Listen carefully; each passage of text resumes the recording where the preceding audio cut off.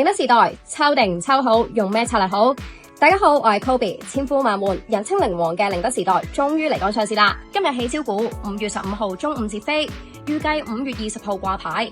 招股價最高263蚊，較5月9號 A 股收市價248個2毫7人民幣，折讓唔夠2%，即係冇 AH 股差價炒咁滯。每手100股計，一手入場費大概26,565蚊。我認為如果大家想湊下熱鬧，抽下無妨。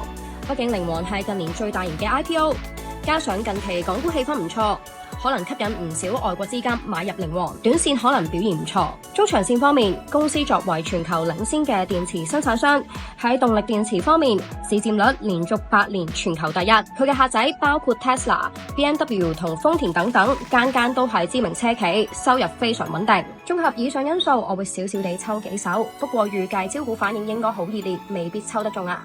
你哋又抽唔抽呢？不妨留言話我哋知，下載埋 AACAP 換領我嘅觀察名單 Kobe 美股財智密碼，同我瘋狂傾投資。